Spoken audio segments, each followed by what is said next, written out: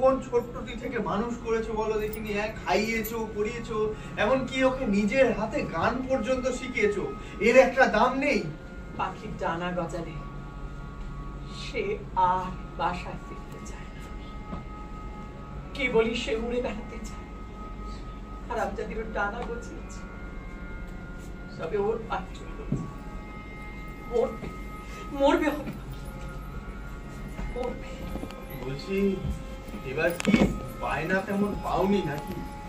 পেয়েছি, কেষ্টনগর, রামপুরহাট, ওদিকে ধানবাদ, উৎখণ্ড, ৭-৮ জায়গায় পেয়েছি। বলছি তাহলে তো রোজগার পাতি ভালোই হবে, মন্দ হবে না, কি বলো? আমি রাধার বায়না, আমি তোমার সঙ্গে থাকবোই। বলছিলাম চোখখণ্ড থেকে ফেরবার পথে একবার দেশের বাড়ি যাবো, মানে সামনেই কি না? আবার তখন আগে জানানি কেন? এতগুলো বায়না আসলে খোল বাজাবে কি? না না, নেই তোমার? সেই ব্যবস্থা আমি করে দিয়েই যাবো। কিছু ব্যবস্থা করতে হবে আমার জন্য, কাউকে কোনো ব্যবস্থা করতে হবে। কৃষ্ণ ভাবিনি এখনো এখনো শক্তভাবে নিজে দাঁড়িয়ে রয়েছে, সে নিজের ব্যবস্থা নিজেই করতে নিতে পারে। সঙ্গে তোমার দাঁড়িয়ে রইলে চোখের সামনে থেকে বিদায় হও, বলছি বিদায় হও। আবার খোলবাজি থাকবে, কৃষ্ণ ভাবের এর সাথে থাকবে, আর থাকবে কেন? থাকবে কেন কৃষ্ণ ভাবের এর সাথে? কৃষ্ণ ভাবের নিচ্ছে বয়স হয়ে গেছে, আর পড়াশোনা নেই, আখড়ায় আখড়ায় গান গাওয়ার বায়না নেই, বুড়ো হচ্ছে, চুলে পাক পড়ছে, চোখের তলায় কালি পড়ছে, থাকবে কেন? ভালো লাগে না, সবাই নিজের চারিদিক থেকে একেবারে ইষ্ট বিষ্ট বেড়ে ফেলছে।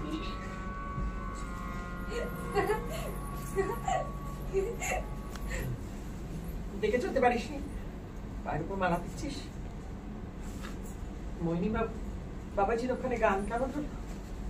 সে একরকম হলো। আর শোনো মাসি, আমার সঙ্গে না একজন কলকাতায় যাবে, সে এখন থেকে আমাদের সঙ্গেই থাকবে। একজন মানে কে সে? কেন, কলঞ্চি করে তো দেখেছি, তোমাকে কি বলিনি কিছু? না, আমি তোর মুখ থেকে শুনতে চাইছি। তাছাড়া আমার দিকে তাকা, এখনই সবে সবে না হচ্ছে, এত অত্যাচার করলে গলা বেঁধে যাবে। থাক, হয়েছে, গলার জন্য তো কারোর ঘরে লোক আসা বাদ ছিল না। রাধে मरण तू आ गया, मरण रे तू मामा शाम समा।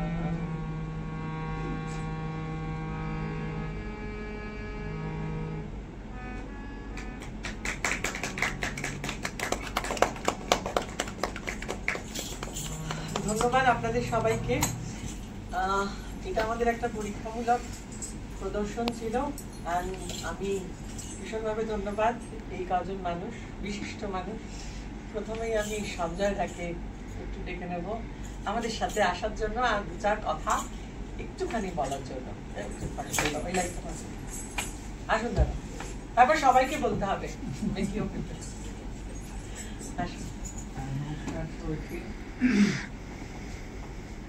রঙ্গনের সেনার সঙ্গে আমার অনেক দিনেই আমাদের একটা ঘনিষ্ঠ সম্পর্ক তৈরি হয়েছে। আমি ত্রিপুরার আগরতলার, আমাদের নাট্যদল নাট্যভূমি, আমরা 33 বছর ধরে নাটক করছি। তো সেখানে ধ্রুপদবাবু দ্বারা গেছিলেন এবং তাদের খুব ভালো একটা যে প্রযোজনা সেটা করেছিলেন রবীন্দ্রনাথ ঠাকুরের শ্রীচরণ কমলেশ্বর। আমাদের একটা ছোট্ট স্পেস আছে এরকম ছাদের উপরে, সেটার মধ্যে আমরা হলের ব্যবস্থা করতে পারিনি, তখন কোভিড চলছিল। এর মধ্যেই এরা ত্রিপুরার বেশ কয়েকটা করেছিলেন এবং আগরতলাতে আমাদের ওই স্পেসটাতে করেছিলেন। যারা দেখেছিলেন ভীষণ প্রশংসা করেছিল তাদের এই প্রযোজনা। আজকে এটা দেখলাম শেষ বসন্ত, এটা বোঝা যাচ্ছে যে একটা বয়সের একদম প্রবীণ থেকে আরম্ভ করে ছোটরা সবাই মিলে যে দলটা কাজ করছে এবং একটা নতুন জেনারেশন তৈরিরও চেষ্টা চলছে বয়স্কদের পাশাপাশি, এটা কিন্তু পরিষ্কার। এবং এটাই হচ্ছে একটা নাট্যদল টিকে থাকার মূল জায়গা, মূল মন্ত্র। দীক্ষা আমি বলবো, যে বয়স্কদের সঙ্গে সঙ্গে নতুনদের তৈরি করা এই ব্যাপারটা কিন্তু চলছে। আজকে যেহেতু প্রথম এখানে প্রযোজনা হয়েছে নাটকটা, ফলে প্রথম প্রযোজনায় যে সমস্ত খামতি থাকে, ত্রুটি বিচ্যুতি থাকে, সেগুলো তো কিছু আছে, সেগুলো অবশ্যই ঠিক হয়ে যাবে ভবিষ্যতে। কিন্তু বিষয়টা খুব ভালো, এত সুন্দর একটা, আমার জানাই ছিল না যে সমরেশ বসুর এরকম একটা শেষ বসন্ত বলে একটা ষষ্ঠ ঋতু গল্প এরকম আছে। আর একটা জিনিস আমি যেটা জানতে চাই, কি এই রাধারানী কি আমাদের কীর্তনের সেই রাধারানী? রাধারানী গোস্বামী যিনি আছেন, যিনি খুব বিখ্যাত কীর্তনের, সেই রাধারানী কিনা অতটা সাহিত্যিক বাবু বলতে পারবে। কাল্পনিক, তাই না? হ্যাঁ, তাই মনে হচ্ছে, আমি যতটুকু রাধারানীর সঙ্গে ঠিক মিল ছিল। যাই হোক, তবু সবচেয়ে বড় যে হচ্ছে যে একজন আর্টিস্ট, একজন শিল্পী, তার যখন বয়স হয়, দেহপট সঙ্গে নট সকলই হারায়, এই যে তার প্রস্থান, তার চলে যাওয়া, সেটাতে কত বড় দুঃখ, কত বড় কষ্ট দেয় একজন স্রষ্টার কাছে, একজন সৃজন শিল্পীর কাছে। কিন্তু সেই অবধারিত সত্যটাকে মেনে নেওয়াটা একটু কঠিন হয়ে যায়। সেটা হয়তো আমরা প্রকাশ করতে পারি না, ভেতরে ভেতরে সেই কষ্টটা থাকে। আমরা পরবর্তী প্রজন্মের কাছে আমাদের প্যাটার্ন তুলে দিই, তাদেরকে সামনে এগিয়ে দিই, এটাই সত্য, এটাই তো তুলে দিতে হয়। কিন্তু এটাকে এত সুন্দরভাবে গল্পের মাধ্যমে আনা হয়েছে, আমার মনে হয় এটা আরো আরো আরো রিহার্সাল করে, আরো ঠিকঠাকভাবে নিয়ে অবশ্যই নাটকটাকে সামনে নিয়ে আসা উচিত আর কি। খুব ভালো বিষয় এবং অনেক সুযোগ রয়েছে অভিনয়ের। আমার মনে হয়েছে যে অভিনয়ের ক্ষেত্রে এবং মানে অনেকগুলো, বিশেষ করে এই দুজনের মধ্যে যে সম্পর্কটা আছে, এর মধ্যে অনেকগুলো ছোট ছোট ছোট ছোট সুযোগ রয়েছে, যেগুলোকে আরো অনেক সুন্দরভাবে এক্সপ্লয়েট করা যায়, আরো সুন্দরভাবে আনা যায়। সেগুলো সময় নিলেই হবে, সেগুলো একটু রিহার্সাল করে নিয়ে। আর গানের ক্ষেত্রে আমার যেটা মনে হয় যে একটা জিনিস হচ্ছে যে এখানে রাধারানীকে একবারে যখন নিজে গলায় গাইছে, তখন তারপরে আবার তাকে অন্য জায়গাতে ট্র্যাকে গাইছে, এই দুটো জিনিস বোধহয় না করালেই ভালো। হ্যাঁ, আইদার তাকে নিজের গলায় গাইতে হবে, আর নয়তো দুটোতেই ওকে ট্র্যাকে রাখলে পরে সেই বিষয়টা থাকবে আর কি।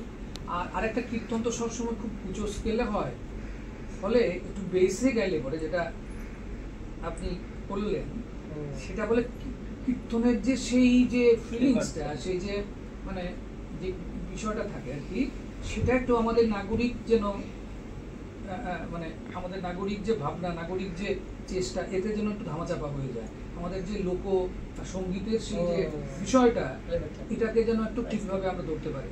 তো আমার মনে হয় সেই জায়গাগুলো একটু মানে ভাববার আছে, সেইগুলো একটু ভাবতে হবে। আর একটু রিহার্সাল করলে পরে সব ঠিকঠাক হয়ে যাবে। খুব ভালো হবে। আমার কাছে খুব ভালো লেগেছে, প্রথম শো আরো বেটার হবে। হ্যাঁ, থ্যাংক ইউ। গৌতম দা আসুন, দাদা বলো, ভক্ত বলো। আপনি সাহিত্যিক মানুষ, সবসময় লাইফে থাকবে।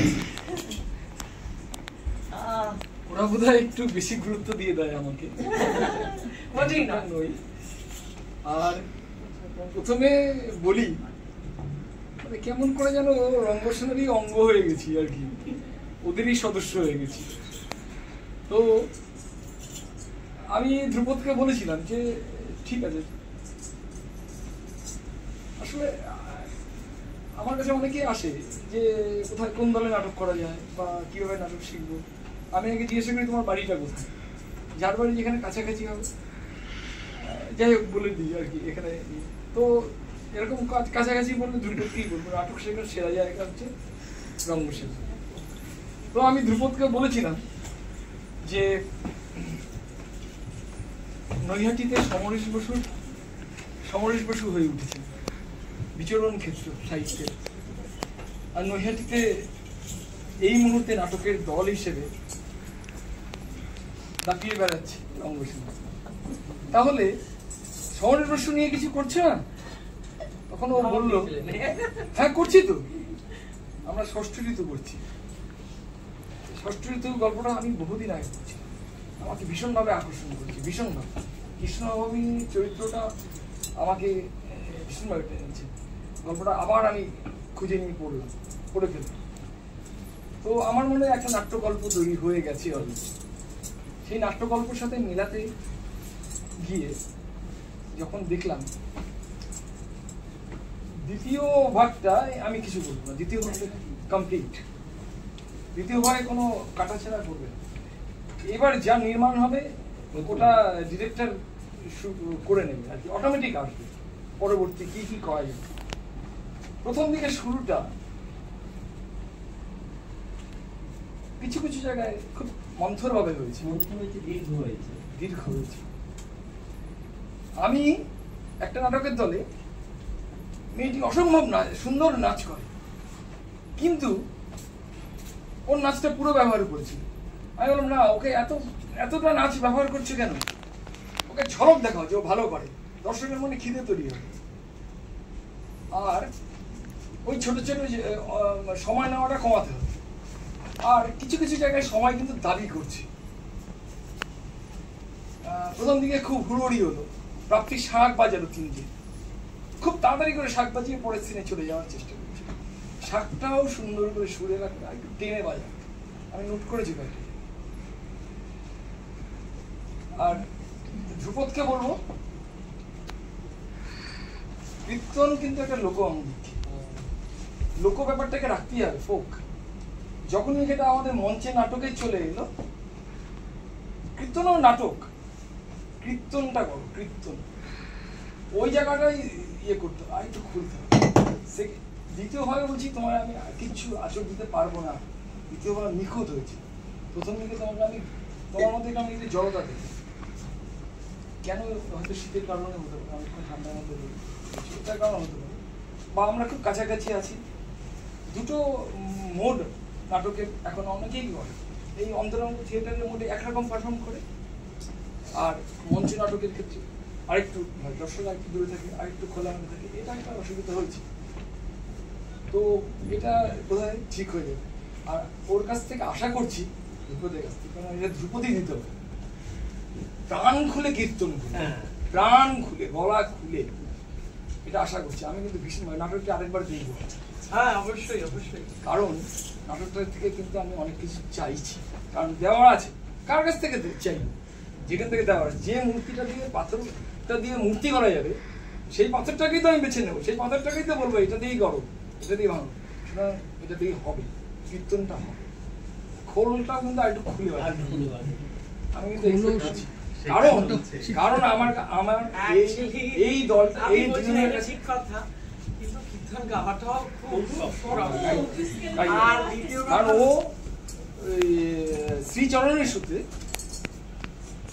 গান খুব ভালো গেয়েছিল, রবীন্দ্রসঙ্গীতগুলো বা ইয়েগুলো, মানে বৈতালিক সুরে গানগুলো গিয়ে খুব কানে ধরে যায়, মনে ধরে যায়। তো সেই রেসটা থেকে কিন্তু ভেঙে বেরিয়ে এসে এই সঞ্জয়বাবু বললেন যে কীর্তনের মানে পরিশীলিত ব্যাপার থেকে এসে লোক জায়গাটাকে ধরতে হবে, কীর্তনে এই জায়গাটা আসলে জমি যেতে হবে। আচ্ছা, ওই যে মেয়েটিকে তুমি গান শেখাচ্ছ, শিখে নে গান, রাধাকে শেখাচ্ছ, ওখানে কি রাধা 2-3টে সুর দিলে ভালো হতো? 2-3টে, পরে তুমি থেমে গেল, পরেও পারছে না, তুমি শেখাচ্ছ, তারপরে একটা যদি দিতে পারতো। আর এখানে দেখা যাচ্ছিল কি যে গানের সঙ্গে রাধার সঙ্গে রাধা নাচছিল। হ্যাঁ, গান যখন এখানে চলছিল, তার গান শেখার কথা বলা হচ্ছে, গানের কথা, কিন্তু সে তাকে নাচছিল। তবে এটা যে ব্যাকগ্রাউন্ডে রাধা গান করছিল, করতে পারে, খালি গলায় করতে, লাইভ গলায় করতে পারে, খুব ভালো, ওটাও খারাপ হয়নি, ওটা চলবে, আকর্ষণ আসবে না। হ্যাঁ, আকর্ষণ, আমাদের তো মেটেরিয়ালটা দিতে হবে। কারণ এখন যখন আধুনিক নাটকে যখন মানে অ্যাপেল নিয়ে নাটক করছে, গলা যখন তারা দরকার পড়ছে না, বড় শিল্পীরাও দেখছে, সুতরাং ওখানে যদি আমি কৃত্রিমতা কিছু দিই, আকর্ষণ বাড়বে। মানে নইলে ইন জেনারেল সবসময় ফ্ল্যাট করলে আমাদের তো মেটেরিয়াল কম, আমরা তো সবাই গৌতম নয় যে দারুণ কিছু গিয়ে দেবো, সুতরাং কিন্তু কিন্তু ওর এখানে কিন্তু লাইভে গাইতে হবে, ধ্রুপদকে লাইভেই গাইতে হবে। কারণ আমি বলেছি ওর স্কোপ আছে, গলা খুলে করার স্কোপ আছে। কীর্তন কিন্তু একটু মেঠো। আর আমার মনে হচ্ছে একটু সাজটা একটু কম হবে, এতটা সাজ মনে হচ্ছে যাবে না, যাচ্ছে না চরিত্রের সঙ্গে। কারণ তোমারটা বড্ড বেশি সাজ। ওরা সেটার জন্য না, এটা আমি না। সুন্দর কুশলতার সাথে শাড়ি বদলটা দিচ্ছে। হ্যাঁ, ঘন ঘন শাড়ি বদল না আমি তো তোমার আর আর একটু কীর্তন কিন্তু দাবি করে, আপনি দিচ্ছেন একটা না না না দিইনি চেষ্টা না। কীর্তন কিন্তু দাবি করে কোরাস, হ্যাঁ দোহা, এইটাকে একটু ব্যবহার করে। এখানে জমিয়ে দাও আসো দুজন শুরুতে। একটু বেসুরো গাইছিল, তাদের ঠিক করতে হবে, খুব কানে লাগছে। আমার খুব শ্লেষা ওইটা করতে হবে জায়গায়। আপনি যখন বলছেন শ্লেষা, আর মেয়েটিকে দেখতে এসছেন, মেয়েটিকে দেখুন চোখ দিয়ে। আরো আপনি গান শুনতে আসেননি কিন্তু, চোখ বন্ধ করে বসে আছে। মার্জনা করবেন। না না না না আমাদের এটা ওই খুব প্রথম আগে আমরা আমরা দেখেছি যাতে আমাদের সাথে একটা কাছের মানুষরাই তো এসছে। হ্যাঁ, ওইটা কিন্তু আপনি কিন্তু ওইটা করবেন, দেখবেন ওকে খুব মানে চোখ দিয়ে দেখবেন। হ্যাঁ, গান শুনতে আসেন, হ্যাঁ, এই জায়গাটা করুন। আর শুরুতে এটাই কি তোমার সেট? না না মঞ্চের আলাদা হবে, ইন্টিমেটের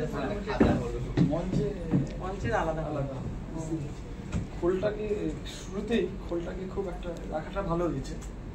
খোলে আলো ফেলবে, হ্যাঁ সে আমি খোলে আলো ফেলবে, খোলের কভারটা লাল সাদা দিলেই ভালো হয়। এইখানে আরেকটা জোন ভাগ করা যেত, যখন তুমি আর দীপ ওইখানে কথা বলছো আর এখানে আরেকটা, ওখানে একটা আলো দিয়ে জোন ভাগ করা যেতেই পারে। ওটা একটু অ্যাপ্রনে হবে।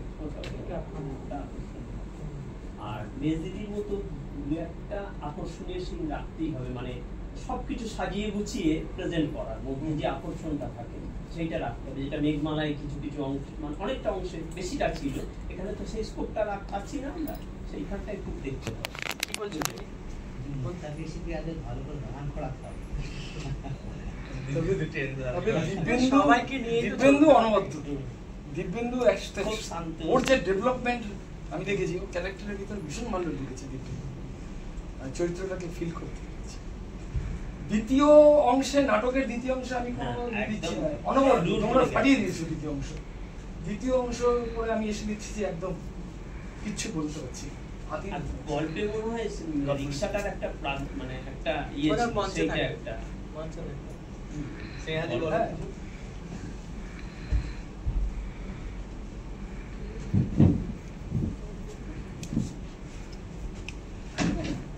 ওদিনকে বলো। আসলে এই জায়গাটাতে মানে আমাদের রিহার্সাল রুমটা এতটা নয়, ওই জন্য আমরা এইখানে এটা করলাম। এবার এটা অনেক কিছুই সব বদলের কথা হ্যাঁ, আমাদের rehearsal মাথায় আসে। আচ্ছা, আমি নমস্কার, আমি স্নেহা ব্যানার্জি। প্রথমে তো সবাইকে ধন্যবাদ জানাবো ধ্রুপদা দিককেও। তো এখানে সবাই সব কথাই বলেছে।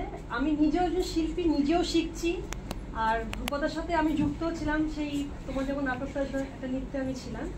তো আমি এইটাই বলবো যে আমার তো ভালো লেগেছে, ভুল ত্রুটি মানুষ মাত্রই হতে পারে, কারণ আমরা শিল্পী। এটা প্রথম চেষ্টা, মানে আশা করবো ধ্রুপদা তোমার কাছ থেকে আরো আরো ভালো। এমনিতে তুমি এক্সেলেন্ট আর ডাবল প্লাস। তো এইটা একটা ক্ল্যাপ হয়ে যায় ধ্রুপদা ফুল এন্টার টিমের জন্য। খুব ভালো হয়েছে। আপনাদের সকলে আমাদের সাথে যুক্ত হয়েছেন। আরো তো সন্ধ্যা থেকে ফোন করবো, তারপরে ফোন করবো, সবাইকে ফোনে তো যোগাযোগ হবে। আর অমিতা তো আমাকে ধরেনি মানুষজন। থ্যাংক ইউ সো মাচ আজকে আসার জন্য। আমরা শেষ পছন্দ করতে পারলাম প্রথম শো, দ্বিতীয় তৃতীয় সমস্ত শোর আপডেট আমরা ফেসবুকে দিয়ে দেবো। Thank you so much, good night. Same. ভালো লেগেছে। তোমার নাটকের জন্য